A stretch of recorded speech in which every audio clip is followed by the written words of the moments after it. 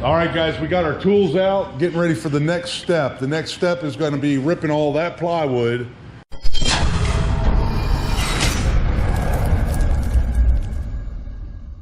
to make the inner structure of that shelving unit for my new boxes to fit in there.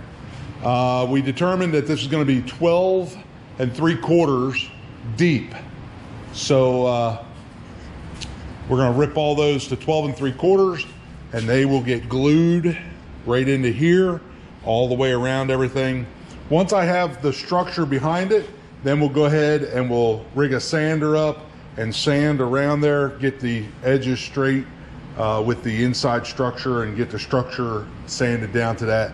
And then we'll probably take a round router bit and just round over all these faces.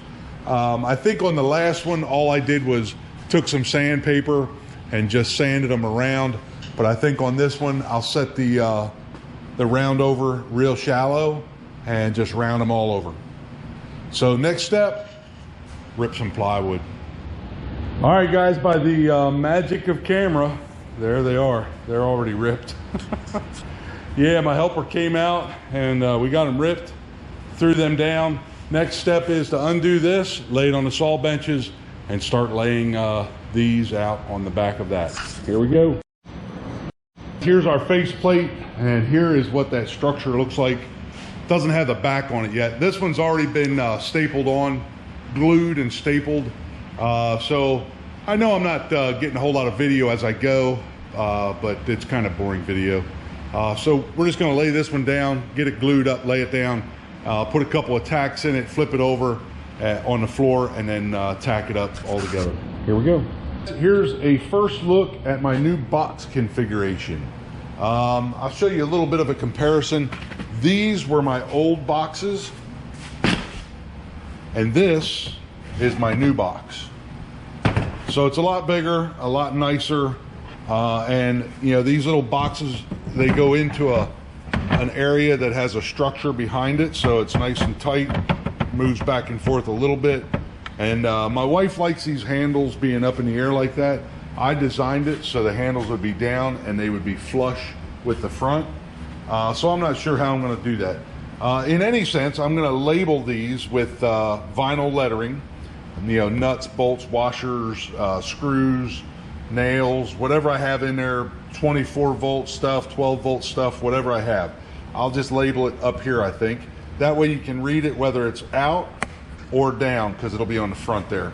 But yeah, the only thing that we have left to do is we got to paint it, then we got to put our trim on. I did save the top piece of trim that goes across there, but I broke the corner that we took off of here, and I'm not going to reuse that trim for around the doghouse, because hopefully with lowering that hole, I can bring that to a peak rather than it deadheading into the 1x4 at the top like it did before. So yeah, the actual structure of this thing is in place, screwed and ready to go. Just need to paint it, stain it. And you know, when you're working on a project like this, not that I needed another project. We have the golf cart motor up here that needs a seal, and now it needs a clutch. We don't want to talk about that right now. That's in a future video. And we also have the transmission and the bull gears, and we have the farm all tore apart, which that's been about a year in progress. Not in any hurry, but man, does my shop get, you know, just obliterated with stuff when you're working on a project like this. I got plywood there, plywood here, 1x, saws, saw benches, sawdust. It's just a mess. So that's our next step after we complete this, get all this cleaned up. All right, guys, let's take a look at what we got so far. So the doghouse is pretty well done, and Santa Claus brought me a laser pecker, and I've been using that thing pretty much here lately.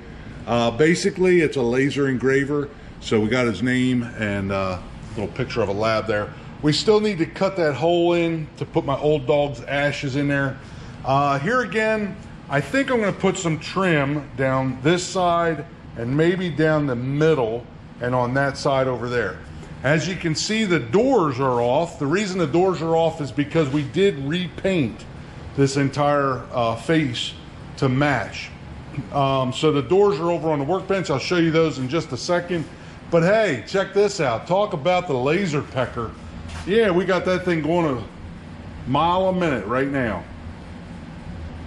And that is on the front of a drawer. You can see I got all my drawers on the floor here. And we do have a couple of drawers back in the workbench, and each one of those has that logo on there. So all of the drawers are going to have that logo, and there's a total of 12 drawers there. They're super nice.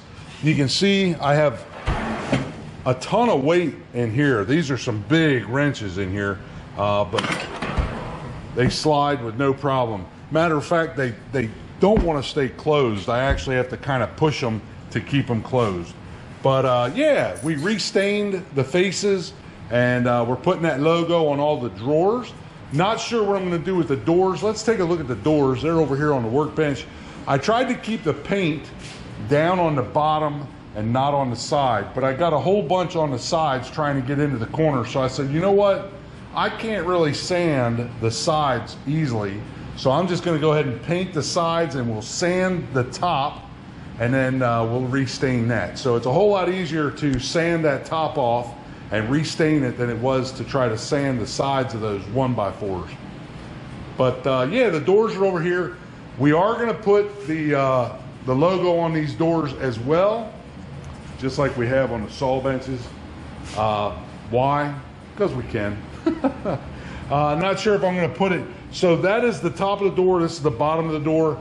Not sure if I'm going to put that logo here and here, or just hold it on the right hand side all the way across, or you know, outside. I'm not sure how I want to do that yet. Maybe my wife mentioned about putting it in the middle here, but the problem is getting the laser set up square with that that high up. As you can see, that worked out perfect over there. The laser's sitting right on the workbench, and she's burning away. She's almost done. So I'm going to put this thing on time lapse when I throw the next drawer up here, and we'll watch this thing go to work. It's pretty cool how it works. As you can see, the smoke's rolling off to the side, and this is almost done. We got a little bit of the period after the MFG, and on the next one, we'll let this thing play for the entire process. 15 minutes is what it takes to do that logo.